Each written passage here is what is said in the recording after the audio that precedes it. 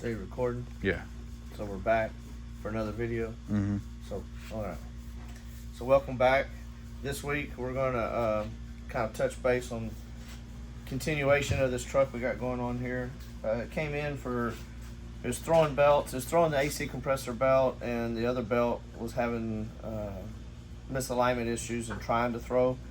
We got that issue resolved, but in continuing on with the truck, we've ran into a lot of miscellaneous wiring issues, and we're fixing to resolve those. But what we did on the, I've already got it all back together and had it running to verify that it's not throwing the belts. But the power steering belt bracket, or the power steering pump bracket, the spacers down in here were 100 thousandths too long, so we machined them and we moved the pump closer into the head.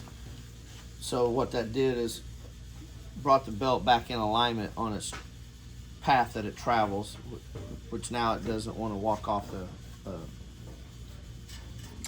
crank pulley. So, and one of the things he was having issues with when this truck came in last year, his fans weren't working like they needed to, and he had a guy come to his house and do some repairs to get them working where they came on with the engine, or with the key. Well, in doing that, the way it was wired up, it put an excessive load on the ignition switch, and follow me over here, is it melted and burned up the ignition plug and switch. They were seized together. So we have a new switch. We're going to change out this plug.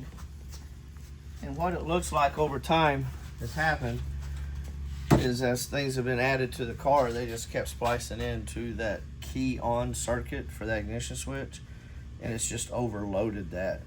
And then when the gentleman went to his house and did a patch wire on the electric fan to where it came on with the key, that excessive load running all the time burned up that switch.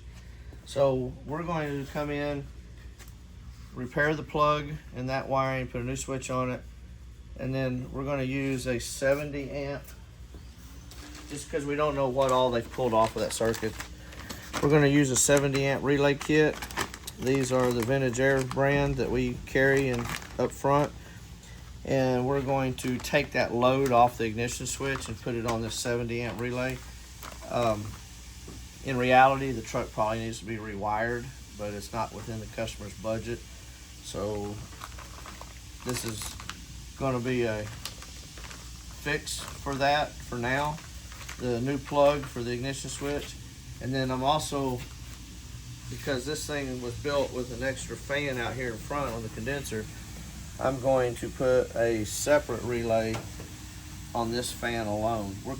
We are now controlling this back fan through the Holley, which runs off the engine. So that one has its own separate relay. So we got that rewired like it should be. Once we get all this back together and get the car where we can start and drive it, we will reprogram the Holley to control this based on engine temperature. And then this fan here will be based on AC demand. When the AC is on, this fan will kick on. So that's what we're in the process of doing now, fixing to locate a place to mount this relay, get this system hooked up, then I'll crawl under the dash and get started putting that 70 amp relay in there. So that's where we are, and we will continue to take some snapshots and video of this as it's progressing and keep y'all up to date and posted on this one. So let's also go take a look at the Torino. We're just about done with it, ready for powder coating on the frame. So what we came in and decided to do on the Torino is the X-pipe on this is all one piece, and to try to get it through here, it's really a two-person job. And if the customer's at home and never needs to get to the clutch or whatever, we decided to make it a little bit more serviceable. So what Brandon's done is he came in and we made this a bolt-in piece. This will actually have countersunk holes, so it's totally flush. And you can see here what he's got going on. He's currently sandblasting the piece that goes on here. And so it still looks like it's all factory. And that way we can get the exhaust in and out easier.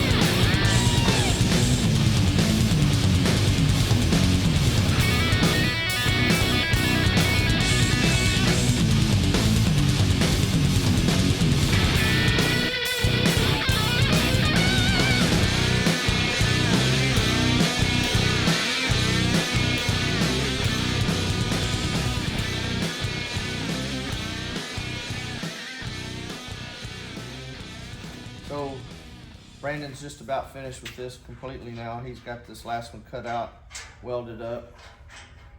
Just give you a little bit close-up, better close-up of what we've done here. Got a little finish welding to do on the back side here. But this is just so that we can get the exhaust in and out. When the car's all said and done, this is up, body's on it, and this is up, frames upside down, or right side up. If you ever need to get to the clutch or drop the transmission, this X member that we built, just because how it's designed, it comes in and out, but it's really a two-person job. So we've decided to do this, and this will be flush mount when it's all said and done, have countersunk screws in it. That's going to allow us to do this a lot more easily. That's how it's going to fit. So just a quick update on the Nomad. He's got the bodywork back in, and he's fixing here in just a little bit to put his first coat of polyester primer on it. That's pretty a high build prime, right? So a high build prime, so he'll put a heavy coat of that on it and then come in and do his first initial block. And then depending on how that blocks out, we'll go from there. It may get another polyester, and it may start on regular primer. And then eventually this will get back to the original gray that it was when it came in. So that's where we are on that. And we'll bring you back over and show you as he's hopefully done painting it, or right before he gets ready to paint it.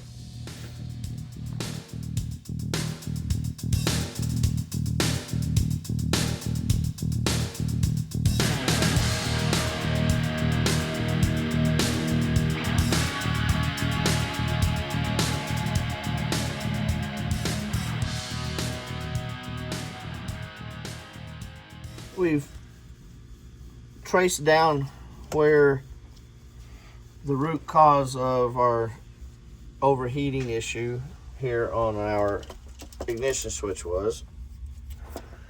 And what somebody has done over time, when this customer's had this car worked on in other shops, and this is a good point, where if you take your car to a shop to chase a problem like this, and they don't give you a set price, this, you know, time and materials, there's a reason for it, and that's because of this right here. We're coming in after somebody else's work, multiple people's work, chasing an issue, multiple issues actually. So what's happened, as we showed you earlier, this wire, which is the pink key on ignition feed, so anytime you turn the key on, anything that needs power when the key's on, this wire triggers it, going into the traditional harness that it was part of the kit from. But what somebody's done is, because they had all of these other components that needed key on, they ran this wire, which is about a 14 gauge, probably, maybe 12. And they came up to a circuit breaker, which is similar to this. And there's two of them side by side. And they came into one side and then piggybacked off of it. And then there's multiple components under the dash, multiple wires on each of the other posts. So they were supplying all these other key-on powers off of just this one wire, and it's just overloaded the wire. And then every time the ignition was turned on and started, it just heated it and melted it together. So I was just curious with that plug, you know, they had that, it's got 6 connectors on it, and they got right. one thing stuck in it. So that's what they call branch 5, and then that's what each of those things do. Oh. So it has like fused power, you know, a fused power wire for power seats, power locks, power windows. And they're not using any of it because they want to all jump it off the ignition switch. Yeah, that's exactly what they've done. So I don't know if y'all caught that, but there's a plug, a main plug that comes off of the fuse panel that's like a power plug. And I don't know if you can see it or not under here. Probably not. Where did it go? This one plug right here. So this is where they could have taken some of their key-on power from, but instead of using this, they've used it for one wire, no telling where it goes. It goes into there, is spliced, and comes back out.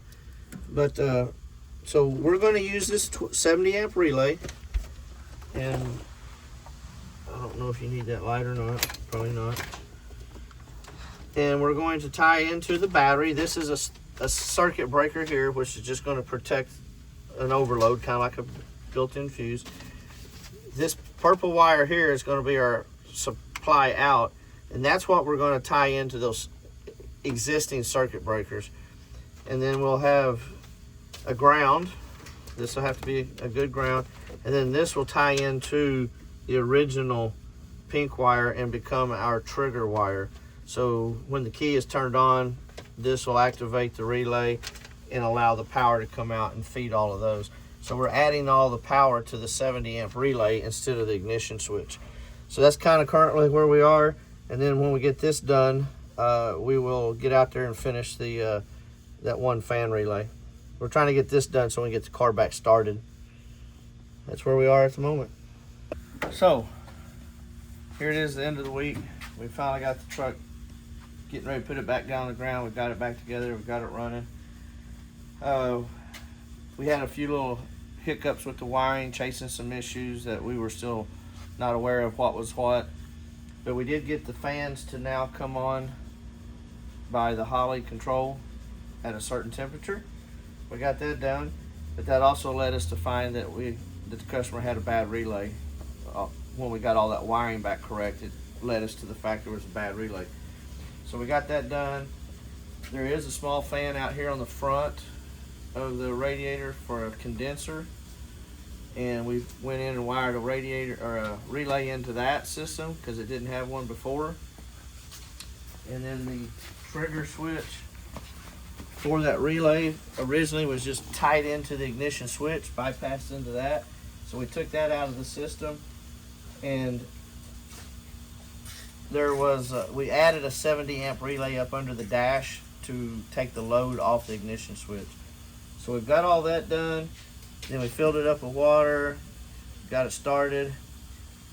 According to our gauges, we were having a heating issue, typical LS. It's just a matter of getting all the air burped out of the system. This particular truck does not have the steam line tied into a radiator, so it just took a little bit longer. We ended up just cracking one of the heater lines that was tied into the back side of the thermostat and bleeding that air off. Temperatures started coming down, cooling. So now that once it's completely cooled off, I'll top off the radiator. So put the seat back in it, button it up, and then this one will be good to go home. So I want to thank you for watching, subscribing, and stay tuned. We got more exciting things to come.